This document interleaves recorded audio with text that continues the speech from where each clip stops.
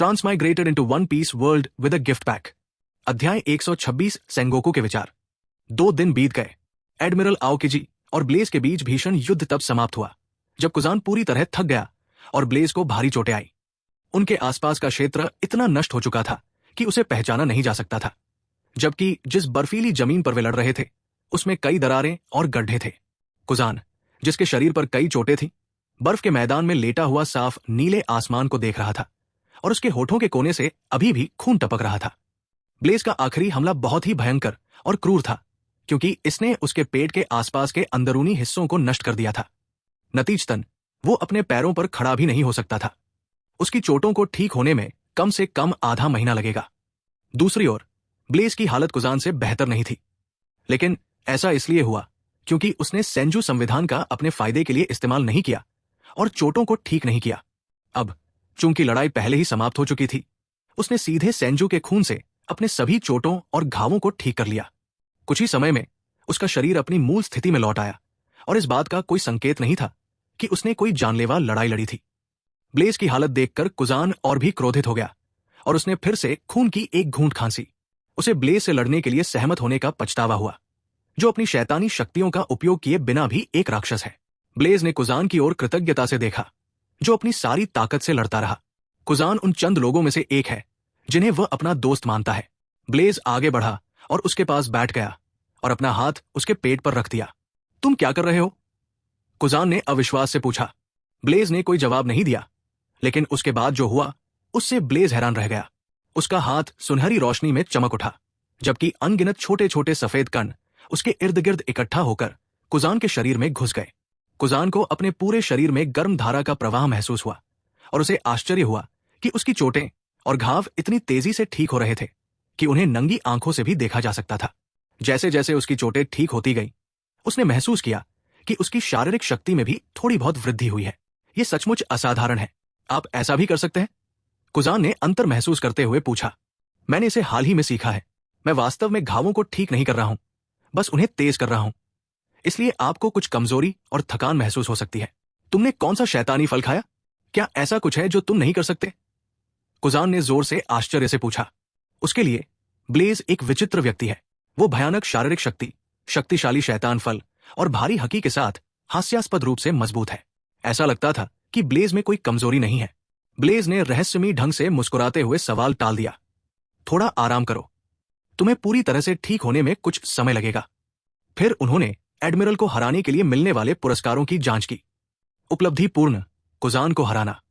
पुरस्कार +2.0 शैतान फल +2.0 निःशुल्क विशेषता बिंदु। नाम ब्लेज हंट। व्यवसाय मरीन। संविधान 65.4। शैतान फल 62.7। हकी 61.3। निःशुल्क विशेषता बिंदु 3.0। पुरस्कार तो उदार थे ही, साथ ही उसे युद्ध से बहुत कुछ हासिल भी हुआ। कुजान से लड़ने का फैसला सही था। युद्ध के कारण उनके संविधान गुण में 0.4 फीट अंक की वृद्धि हुई, जबकि उनके हकी में 0.5 फीट अंक की वृद्धि हुई। उनके शैतान फल गुण में कोई सुधार नहीं हुआ, क्योंकि उन्होंने युद्ध में उनका उपयोग नहीं किया। कुजान भले ही उससे थोड़ा कमजोर हो, लेकिन उसका समृद्ध युद्ध अनुभव उसे संतुलित करता है, क्योंकि वो उससे कम दोगुना बड़ा है। बेशक अगर ब्लेज अपनी शैतानी शक्ति का इस्तेमाल करता है तो ये अलग बात है। कुछ मिनट आराम करने के बाद ब्लेज और कुजान जहाज पर वापस आ गए। कुजान ज्यादा देर तक वहां नहीं रुके। अपनी खोई हुई ऊर्जा को फिर से भरने के बाद वे मुख्यालय के लिए रवाना हो गए। अगले दिन फ्लीट एडमिरल कार्यालय, मरीन मुख्यालय, सेंगोकू और गैर्प ने अविश्वसनीय भाव के साथ कुजान के युद्ध के वर्णन को सुना। अभी कुछ ही साल हुए हैं। मैं अभी भी ये नहीं समझ पाया कि ब्लेज की ताकत इस स्तर तक कैसे पहुंच गई। गैर्प, क्या तुम्हें अभी भी याद है कि हम उससे पहली बार कब मिले थे? बुआ, मुझे अभी भी याद है। उस समय वो बहुत कमजोर था, लेकिन एक चीज जो नहीं बदली है वो है उसकी आंखों में चमक, मजबूत बनने की इच्छा। गार्प ने चावल के क्रैकर्स चबाते हुए कहा। गैर्प ने फिर कुजान से पूछा, कुजान, क्या तुम्हें लगता है कि वो क्रिस्टल समुद्री डाकुओं से मुकाबला कर सकता है? अगर मुकाबला आमने सामने का हो तो मुझे लगता है कि ब्लेज जीत जाएगा। कुजान ने विश्वास भरे लहजे में जवाब दिया। गर्प, सेंगोकू ने दूसरे पक्ष की ओर सख्ती से देखा, ये अनुमान लगाते हुए कि दूसरा पक्ष क्या सोच रहा है। कुजान, तुम विदा ले सकते हो। कुजान को बाहर भेजते हुए सेंगोकू बोला। क्रिस्टल समुद्री डाकुओं को खत्म करने का समय अभी नहीं आया है। गार्प ने नाक भौं सिकोड़ी। तुम अभी भी उन 5 बूढ़ों और उनकी सफाई योजना की बात सुनते हो। ब्लेज को क्रिस्टल समुद्री लुटेरों से भिड़ने देने में क्या बुराई है? अभी उसे इसी की जरूरत है, अभी समय नहीं है। ये शब्द सुनकर गैर्प गुस्से में सेंगोकू के कार्यालय से बाहर चला गया। सेंगोकू ने आह भरी। गैर्प के विपरीत वो ब्लेज के बारे में चिंतित है, क्योंकि वो अन्य मरीन से अलग है, लेकिन व्यक्तित्व में गैर्प जैसा ही है। वो नहीं जानते कि यह जानबूझकर किया गया है या नहीं, लेकिन ब्लेज शुरू से ही विश्व सरकार के विपरीत पक्ष में खड़ा रहा है। विश्व सरकार ब्लेज की हरकतों पर लगातार नजर रख रही है, क्योंकि वे उसे एक बेलगाम व्यक्ति मानते हैं और सोचते हैं कि किसी दिन वह उनके अधिकार को चुनौती दे सकता है। उसकी हरकतें इसका सबसे अच्छा सबूत है। उन्होंने अब तक कुछ नहीं किया, क्योंकि वे मौके का इंतजार कर रहे थे और उन्हें अभी तक खतरा नहीं माना था। लेकिन ब्लेज की हालिया हरकत ने एक बार फिर उनकी निगाहों में जगह बना ली। ये जानते हुए भी कि वे डोफ्लेमिंगो को सरदार नियुक्त करने जा रहे हैं, फिर भी बाद वाले ने उसे गिरफ्तार कर लिया। उस घटना के बाद वे सेंगोकू पर दबाव डाल रहे हैं कि वो ब्लेज को बढ़ावा देना बंद करे और उसे कोई भी शक्ति न दे। यही कारण है कि पिछले 6 महीनों में तमाम उपलब्धियां हासिल करने के बाद भी ब्लेज को वाइस एडमिरल के पद पर पदोन्नत नहीं किया गया। उस बात को भूल जाइए। यही कारण है कि क्रिस्टल समुद्री डाकुओं के साथ मुठभेड़ के दौरान अतिरिक्त बल देर से पहुंचा, हालांकि ब्लेज ने मुख्यालय को पहले ही सूचित कर दिया था। व्यक्तिगत रूप से सेंगोकू का मानना है कि ब्लेज न्याय की मजबूत भावना वाले सबसे अच्छे मरीन में से एक है, जो खतरे का सामना करने में भी मजबूत और निडर है। लेकिन समस्या यह है कि वो जानता था कि ब्लेज को विश्व सरकार और उनके काम करने का तरीका पसंद नहीं है। अध्याय 127 अमेजन लिली। जिस समय कुजान ने फ्लीट एडमिरल कार्यालय में सेंगोकू और गैर्प से मुलाकात की, उसी समय ब्लेज अपने जहाज के डेक पर खड़ा होकर रोसिनांटे, रेगिस और कुइना के प्रशिक्षण की देखरेख कर रहा था। रोसिनांटे के हकी इंटरमीडिएट स्तर तक पहुंच गए हैं, जबकि रेगिस के हकी एडवांस स्टेज तक पहुंचने से बस कुछ ही दूर है। इन 6 महीनों में उन्होंने कड़ी मेहनत की और अपनी क्षमताओं में काफी सुधार किया। कुइना की बात करें तो वो एडल्ट जोरो जितनी ही मजबूत होनी चाहिए, जिसे पहली बार सीरीज में पेश किया गया था। अपनी उम्र के हिसाब से वो अच्छा कर रही है। हाल ही में ब्लेज उसे रोकुशिकी की 2 शैलियां सोरू और रंक्याकू सिखा रहे हैं, जो उसकी ताकत को अगले स्तर तक ले जाएंगी। और रंक्याकू उसकी तलवार के रूपों को परिपूर्ण करने में मदद कर सकता है। उसे कुछ संकेत देने के बाद ब्लेज जहाज के सामने चला गया और विचारों में खोया हुआ असीम समुद्र को देखता रहा। दरअसल वो सोच रहा था कि क्रिस्टल पायरेट्स के साथ मुठभेड़ के दौरान सुदृढ़ीकरण देर से क्यों पहुंचा। उसने इस घटना के बारे में अपने विचार नहीं बताए, क्योंकि ऐसा करने से सेंगोकू मुश्किल में पड़ सकता था। वो ये भी जानता था कि सेंगोकू ऐसा व्यक्ति नहीं है जो उसे इस तरह से नुकसान पहुंचाने की कोशिश करे। उसे संदेह है कि कहीं इसमें विश्व सरकार का हाथ तो नहीं है। मेरी ताकत इस स्तर पर पहुंच गई है कि अब मैं मरीन को विश्व सरकार के नियंत्रण से मुक्त करने की योजना शुरू कर सकता हूं। ब्लेज को पता था कि यह आसान नहीं होगा। पर्याप्त ताकत होना सिर्फ एक जरूरत है। मरीन में उनके पास रुतबा, प्रभाव और पर्याप्त अधिकार नहीं है। ऐसा करने के लिए उसे कम से कम एडमिरल तो बनना ही होगा। लेकिन वो ये भी बता सकता है कि विश्व सरकार जानबूझकर उसकी पदोन्नति में देरी कर रही है। तमाम उपलब्धियों और योग्यता अंकों के बाद भी उसे अभी तक वाइस एडमिरल के पद पर पदोन्नत नहीं किया गया है। जैसे ही वो कुछ सोच रहा था, उसका डेन मुसीबत उठा। जब उसने घोंघा बाहर निकाला तो उसने देखा कि यह सेंगोकू था, जो उससे संपर्क करने की कोशिश कर रहा था। उसने उस पर ध्यान दिया। नमस्ते सेंगोकू-सान। ब्लेज, मैंने कुजान से युद्ध के बारे में सुना है। ऐसा लगता है कि आपने हाकी अवधारणा को समझ लिया है। आंतरिक विनाश। आपने अच्छा किया है। सेंगोकू ने प्रशंसा की। हाँ, लेकिन मैंने अभी मूल बातें ही समझी है। इसके लिए और अभ्यास की आवश्यकता है। ब्लेज, अच्छा, तुम्हारा रवैया सही है। तुम्हें अभी भी बहुत आगे जाना है, इस दुनिया के शीर्ष पर खड़े होने के लिए। सेंगोकू ने फिर अपनी यूनिट के बारे में पूछा। आपकी यूनिट में सभी लोग कैसे हैं? क्या वे चोटों से पूरी तरह ठीक हो गए हैं? हाँ, कुछ को छोड़कर। क्या तुम्हें किसी चीज की जरूरत है? ब्लेज ने पूछा। उसे लगा कि उसके दिमाग में कुछ है। हाँ, ये समुद्री डाकू महारानी बाओ हैनकॉक के बारे में है। वो सरदारों में से एक बनने के प्रस्ताव को लगातार ठुकराती रहती है। इतना ही नहीं, उसने हमारे द्वारा भेजी गई सभी मरीन इकाइयों को भी पत्थर में बदल दिया। लेकिन विश्व सरकार और मुझे लगता है कि वो इस पद के लिए एकदम सही उम्मीदवार है। वो शायद घमंडी, बिगड़ैल और स्वेच्छाचारी है, लेकिन उसकी ताकत पर सवाल नहीं उठाया जा सकता। इसके अलावा कुजा समुद्री डाकू शक्तिशाली है और उनके सभी सदस्य हकी का उपयोग करने में सक्षम है। वे जन्मजात योद्धा है। आप चाहते हैं कि मैं जाकर आपको मनाऊं? हाँ, तुम क्यों सोचते हो कि मैं उसे मना सकता हूं जबकि दूसरे नहीं कर सकते? ब्लेज अवाक रह गया। क्या इसलिए कि मैं सुंदर हूं? उसे महान भलाई के लिए अपने शरीर का बलिदान करने में कोई आपत्ति नहीं है। खांसी खांसी। अपने बेतहाशा भागते मन को नियंत्रित करते हुए उसने सेंगोकू का उत्तर सुना। कोई विशेष कारण नहीं है। यदि आप उसे शब्दों से नहीं मना सकते तो ताकत से मनाइए। बस ये सुनिश्चित करें कि वो संधि पर हस्ताक्षर कर दे। ठीक है सेंगोकू-सान, इसे मुझ पर छोड़ दो, ब्लेज ने आश्वासन दिया। एक और बात, मैं चाहता हूं कि आप ये समझे कि क्रिस्टल समुद्री डाकुओं को खत्म करने का समय अभी नहीं आया है। उन्होंने अभी तक अपना उद्देश्य पूरा नहीं किया है। जब समय आएगा तो आप सबसे पहले जान जाएंगे। मैं समझता हूं। ब्लेज और उनकी टुकड़ी सबसे पहले पैराडाइज पहुंची और वहां से वे कैल्म बेल्ट में प्रवेश कर गए, जो विश्व के सबसे बड़े सी किंग्स का प्रजनन स्थल है। मरीन के रूप में वे अपने जहाजों के तल पर सीस्टोन लाइनिंग का उपयोग करके शांत बेल्ट को सुरक्षित रूप से पार कर सकते हैं, ताकि अधिकांश सी किंग्स उनकी उपस्थिति को नोटिस न कर सके।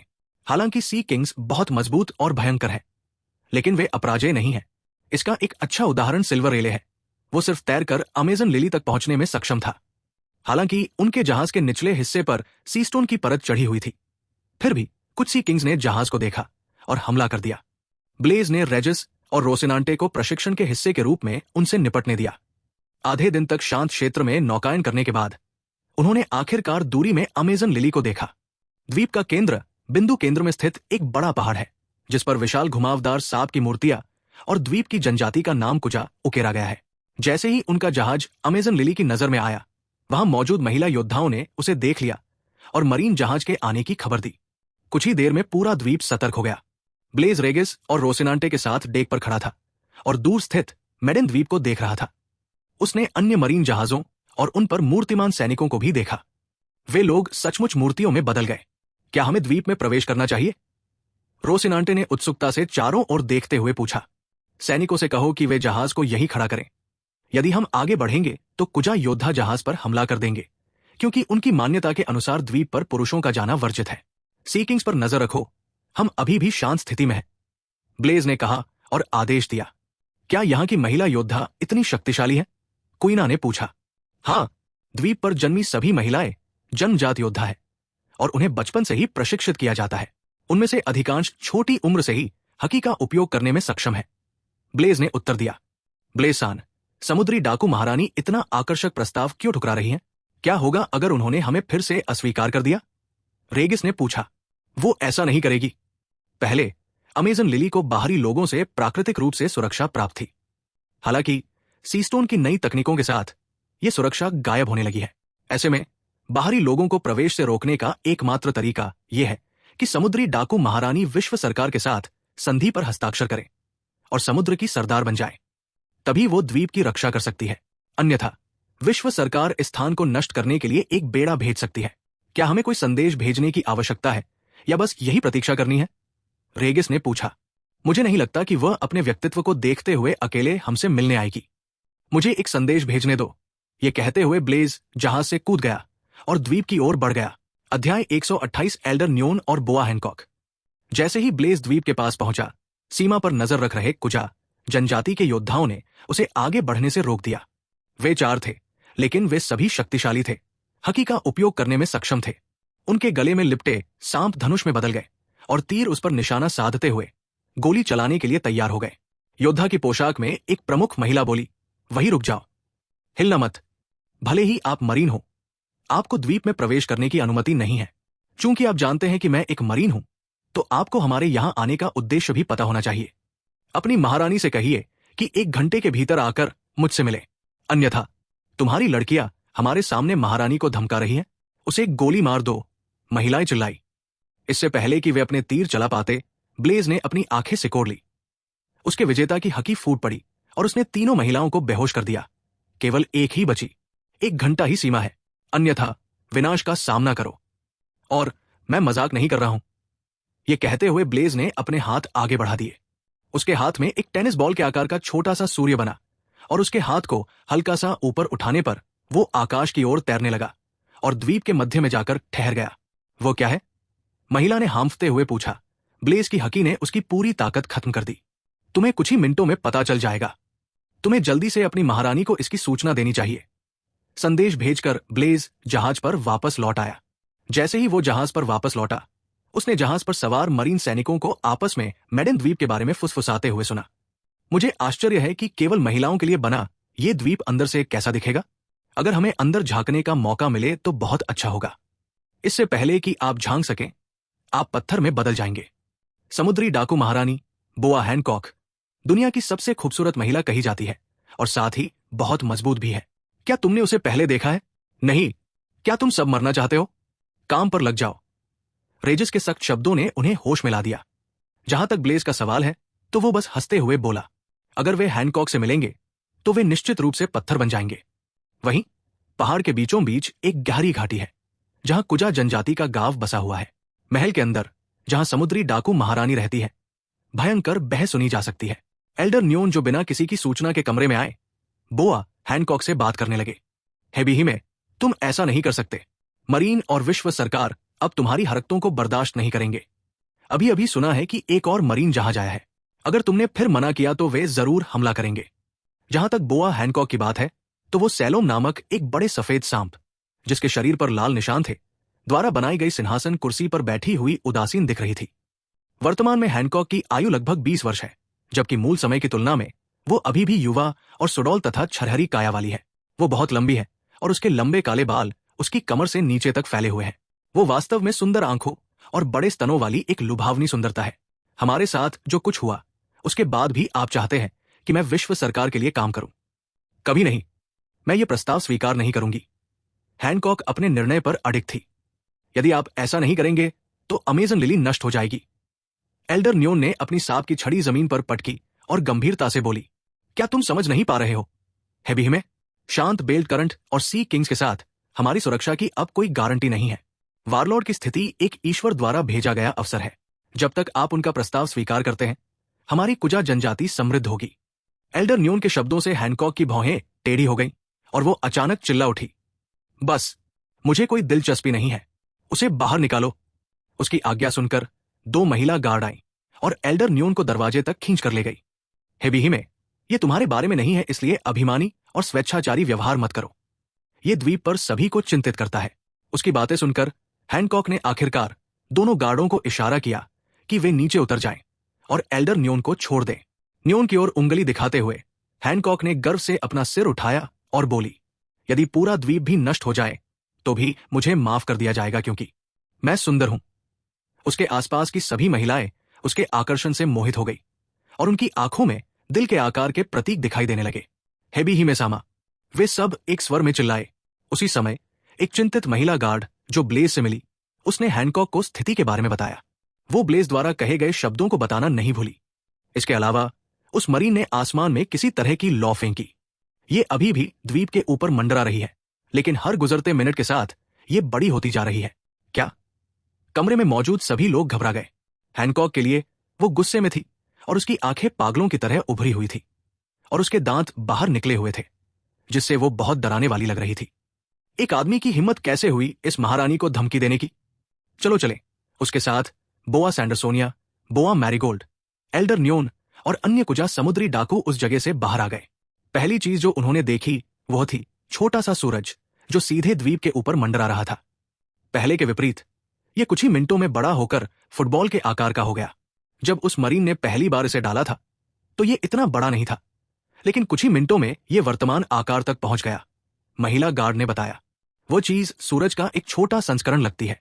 अगर यह बढ़ता रहा तो मुझे डर है कि सिर्फ गर्मी ही 1 घंटे के बाद अमेजन लिली को नष्ट कर देगी। हेबी में मरी ने इस बार किसी मजबूत व्यक्ति को भेजा है। वो ऐसा व्यक्ति नहीं है जिसे तुम हरा सको। इस अवसर का लाभ उठाओ और संधि पर हस्ताक्षर करो। एल्डर न्योन ने गंभीरता से सलाह दी। हाल ही में उन्होंने एक विशेष नौसैनिक के बारे में पढ़ा समाचार याद करते हुए, जिसकी ताकत एडमिरलों से भी प्रतिद्वंदी है। हैनकॉक ने गहरी सांस ली और अपनी शैतानी शक्ति से गुलाबी रंग के दिल को चूमा। गुलाम तीर। फिर उसने दिल को पीछे खींचा और ऊपर मंडराते छोटे से सूरज पर सैकड़ों तीर छोड़े। दुर्भाग्यवश इससे पहले कि दास के तीर सूर्य गेंद पर वार कर पाते, वे लघु सूर्य द्वारा उत्सर्जित अत्यधिक गर्मी से वाष्पीकृत हो गए। हे बिहिमे, उस चीज को हमारे द्वीप को जलाने से रोकने का एकमात्र तरीका यह है कि तुम जाकर मरीन से मिलो। एल्डर न्योन ने समझाया, लेकिन हैनकॉक का गुस्सा थोड़ा भी कम नहीं हुआ। अध्याय 129 चुनाव। मरीन जहाज ने अमेजन लिली की सीमा से थोड़ी दूर लंगर डाला हुआ है। ब्लेज के संदेश भेजने के कुछ ही मिनटों के भीतर मरीन और कुजा जनजाति की महिलाओं के बीच तनाव पैदा हो गया। द्वीप के बंदरगाह पर योद्धाओं की वेशभूषा में सैकड़ों महिलाएं एकत्रित हुई और उन पर हकी से लिपटे तीर चला रही थी। सौभाग्य से उन्होंने हमला नहीं किया, बल्कि अपनी महारानी के आदेश का इंतजार किया। फिर भी जहाज पर मौजूद समुद्री सैनिक बेहद घबराए हुए थे, इसलिए उन्होंने अपने हिस्से के लिए योद्धाओं पर तोपें और पिस्तौलें तान दी। जहां तक ब्लेज का प्रश्न है, उसे उनकी कोई परवाह नहीं थी। वो तो बस जहाज के अगले डेक पर रखे अपने पसंदीदा आराम कुर्सी पर आराम कर रहा था तथा बोआ हैनकॉक के आने का इंतजार कर रहा था। ज्यादा समय नहीं लगा, 15 मिनट भी नहीं बीते थे कि हकी ने द्वीप के केंद्र से आती हुई कई आकृतियों को देखा। आखिरकार ब्लेज खड़ा हुआ और अपने हाथ आगे बढ़ा दिए। हेबी ही में सामा कुजा योद्धाओं ने उसकी उपस्थिति को देखते हुए हैनकॉक के लिए रास्ता बनाया। वो आगे बढ़ी, कदम दर कदम चलते हुए अपना अंतहीन आकर्षण और शान दिखाती हुई। उन्होंने कुजा के प्रतीक से सजी एक पीले रंग की पोशाक पहनी थी और सांपों जैसी दिखने वाली एक जोड़ी सुनहरी बालियां उन्हें और भी सुंदर बना रही थी। यहां तक कि ब्लेज, जिसने धरती की अनगिनत खूबसूरती देखी है, उसे भी मानना पड़ता है कि उसकी खूबसूरती वाकई बेमिसाल है। खास तौर पर उसका घंटाघड़ी जैसा फिगर। कोई आश्चर्य नहीं कि हर कोई उससे मोहित हो जाता है। जब उसने अपने साथियों की ओर देखा तो उसके चेहरे पर एक असहाय भाव था। सभी नौसैनिकों के चेहरे पर एक मुग्ध भाव था। उनकी आंखें कोमलता और प्रेम से भरी हुई थी। रेगिस और रोसिनांटे कोई अपवाद नहीं है, उनके बारे में तो भूल ही जाइए। क्वीना भी उससे प्रभावित है, क्योंकि उसने उसे बुदबुदाते हुए सुना था। एक महिला इतनी खूबसूरत कैसे हो सकती है? उनमें से हर कोई बोआ हैनकॉक का खुशमिजाज प्रेमी बन गया है, ये जानते हुए कि वे निराश करने वाले नहीं हैं। ब्लेज खुद उससे मिलने के लिए आगे बढ़ा। पहली नजर में हैनकॉक घमंडी, स्वार्थी और बिगड़े लगती है, लेकिन ब्लेज को पता था कि वो एक संवेदनशील और कमजोर महिला है, जो इस बात से डरती और चिंतित रहती है कि अन्य लोग उसके और उसकी बहनों के शर्मनाक अतीत की सच्चाई पर कैसी प्रतिक्रिया देंगे। एक और इंसान जो दुनिया के रईसों के क्रूर और घृणित कृत्यों से प्रभावित है।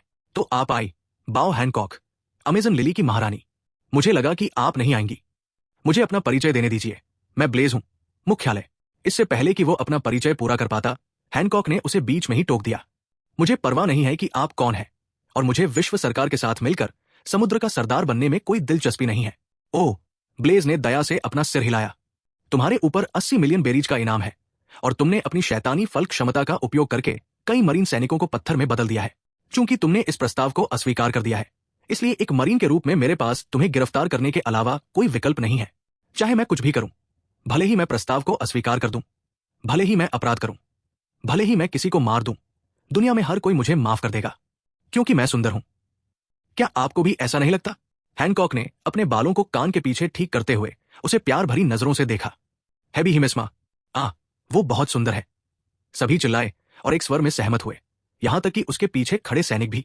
तुम सचमुच खूबसूरत हो, लेकिन इतनी भी नहीं कि मैं तुम्हारे अपराधों को माफ कर दूं। ब्लेज ने कठोर दिखावा किया, लेकिन वास्तव में उसका दिल थोड़ा धड़क रहा था। लेकिन उसकी इच्छाशक्ति सामान्य लोगों की तुलना में नहीं थी, इसलिए उसने बहुत जल्दी उसके आकर्षण पर काबू पा लिया। दूसरी ओर हैनकॉक को आश्चर्य हुआ, कोई पुरुष मेरे आकर्षण का विरोध कैसे कर सकता है? क्या मैं उसके लिए आकर्षक नहीं थी? उस समय एल्डर न्योन, जो उसके बगल में थे, ने एक बार फिर हैनकॉक को मनाया। हेबी ही में, प्रस्ताव स्वीकार करो। ये आदमी ऐसा नहीं है जिसका तुम अभी सामना कर सको। चुप रहो। हैनकॉक ने एल्डर न्यून को सीधे लात मारकर दूर कर दिया और ब्लेज का सामना किया। भले ही तुम उन्हें मेरी आंखों से छिपाओ, मैं तुम्हारा कामुक दिल दुनिया को दिखा दूंगा। सोचते हुए उसने अपने हाथ को दिल के आकार का बनाया और चिल्लाया, मेरो मेरो मेरो। उसके हाथ से दिल के आकार की किरण आगे बढ़ी। ब्लेज को पूरा भरोसा है कि उसकी शक्तियां उस पर काम नहीं करेंगी, लेकिन उसके पीछे के लोग निश्चित रूप से अपने विकृत विचारों को देखते हुए स्टेटस में बदल जाएंगे। इसलिए वो बैठकर देखने की योजना नहीं बना रहा है। ब्लेज की आंखें चौड़ी हो गई, उसके चारों ओर की हवा विकृत हो गई और लहरें सभी दिशाओं में फैल गई। दबंग कॉन्करर की हकी ने हैनकॉक की लव बीम को धक्का दिया और अमेजन लिली पर गिर गई। उनकी दबंग हकी ने आसपास के वातावरण को प्रभावित किया, क्योंकि जिस जमीन पर कुजा योद्धा खड़े थे उसमें दरारें दिखाई देने लगी, जबकि शांत बेल्ट का शांत समुद्र आगे पीछे हिल रहा था। अधिकांश कुजा महिलाओं के मुंह से झाग निकल रहा था। उनकी आंखें खाली थी, मुंह खुले हुए थे। वे सभी बेहोश होकर जमीन पर गिर पड़ी। जो लोग होश में थे उन्हें पीछे धकेल दिया गया, जबकि वे सांस लेने के लिए संघर्ष कर रहे थे और खड़े रहने के लिए पूरी ताकत से लड़ रहे थे। उन सभी के चेहरे पर खौफ का भाव था। विजेता की हकी, यहां तक कि हैनकॉक और उसकी दो बहनें जो हकी का इस्तेमाल करने में माहिर हैं, उन्हें भी हकी का दबाव महसूस हुआ। एल्डर न्योन जो फिर से प्रकट हुई, उनके चेहरे पर एक आश्चर्यजनक भाव था। ये क्या शक्तिशाली हाउशोकू हकी है। बोआ हैनकॉक, मेरे सामने तुम्हारा कोई मुकाबला नहीं है।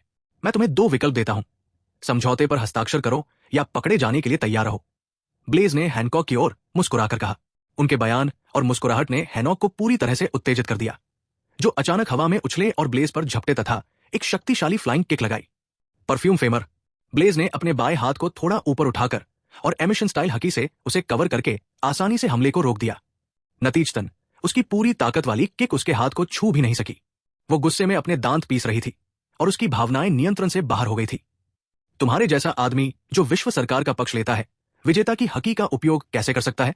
हवा में उछलते हुए वो जहाज की रेलिंग पर जा गिरी और नीचे की ओर देखने लगी। मैंने मरीन्स में इसलिए शामिल हुआ ताकि मैं कुछ लोगों की मदद कर सकूं और इससे मुझे अपने लक्ष्य हासिल करने में भी सुविधा होगी। इसका मतलब ये नहीं है कि मैं विश्व सरकार या उनके कामों का समर्थन करता हूं। उसकी बातें सुनकर हैनकॉक ने नाक सिकोड़ी। उसी समय बड़ी बहन मैरीगोल्ड और सैंडरसोनिया हैनकॉक के साथ हथियार सैलोम के साथ आए। जिद्दी मत बनो। विश्व सरकार के प्रस्ताव पर सहमत होने का मतलब ये नहीं है कि आप उनके अधीन काम करेंगे।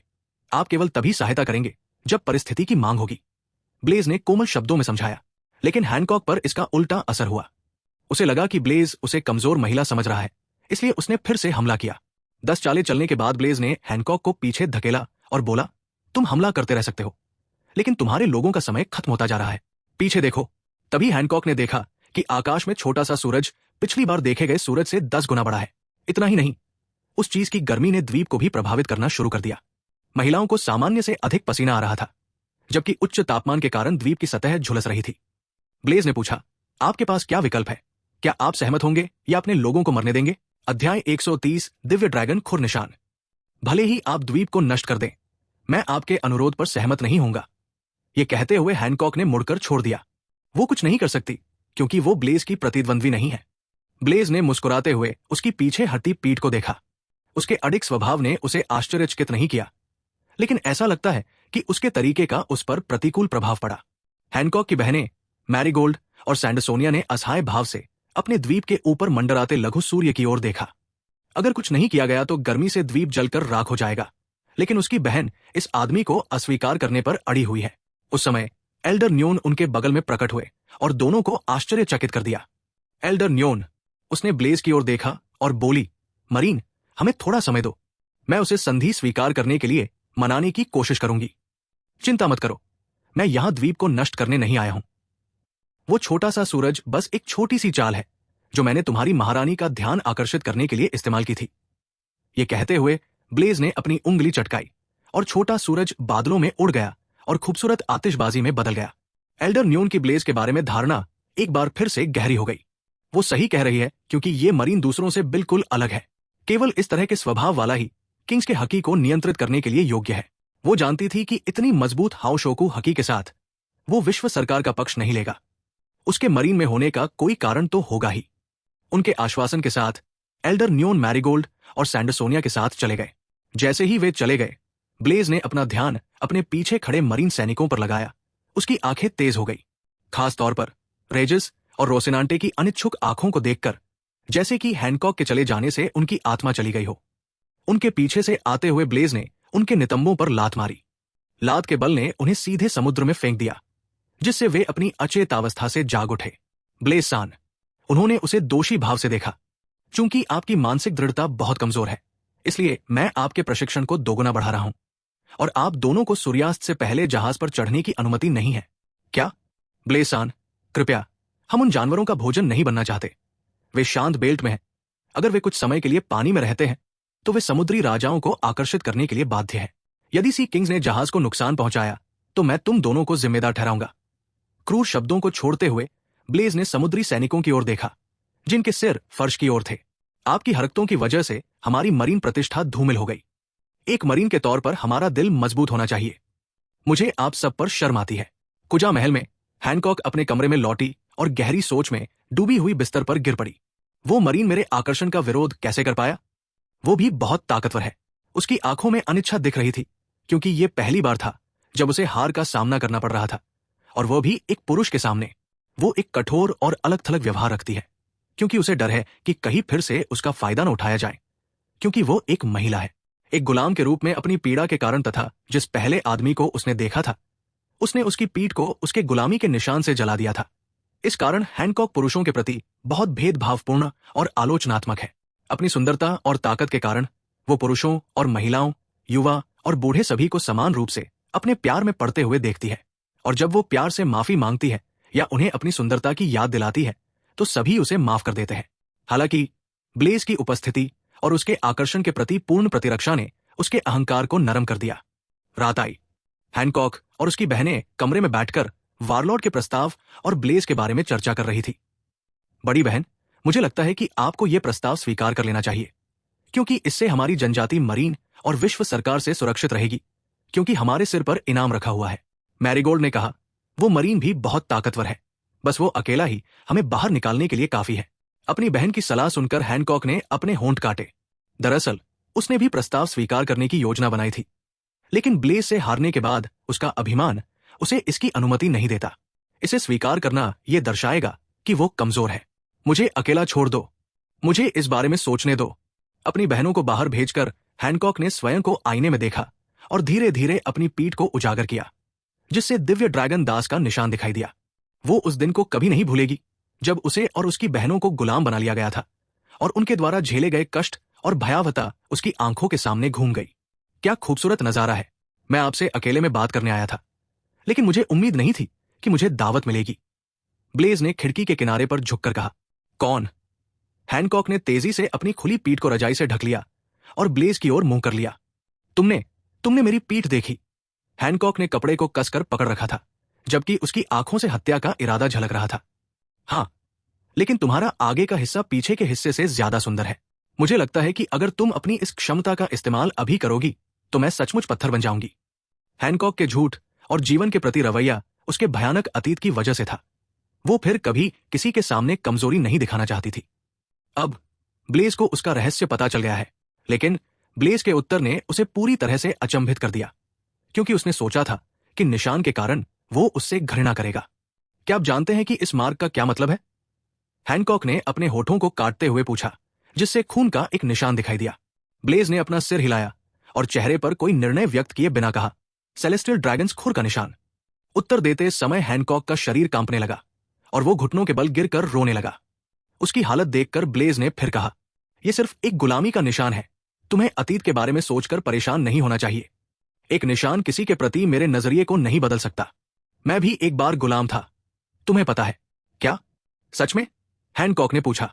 ब्लेज को पता था कि इस समय हैनकॉक की मानसिक स्थिति बहुत अस्थिर और कमजोर है, इसलिए उन्होंने अपने शब्दों का चयन बहुत सावधानी से किया।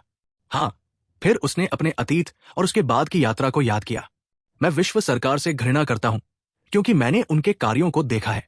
तो फिर आप मरीन में क्यों शामिल हुए? वे तो विश्व सरकार के कुत्ते हैं। आप आंशिक रूप से सही हैं, लेकिन सभी मरीन विश्व सरकार के पूर्ण न्याय का पालन नहीं करते हैं। कुछ मरीन वास्तव में दुनिया को एक बेहतर जगह में बदलना चाहते हैं। मैं मरीन में ही रहूंगा, क्योंकि भविष्य में मेरी योजना मरीन को विश्व सरकार के नियंत्रण से अलग करने की है। उसके शब्दों ने हैनकॉक को अवाक कर दिया, लेकिन जब उसने ब्लेज की स्पष्ट आंखों को देखा तो उसे पता चल गया कि उसके सामने इतनी ऊंची महत्वाकांक्षा वाला व्यक्ति सच बोल रहा है। कोई आश्चर्य नहीं कि आप विजेता की हकीकी कमान संभालते हैं।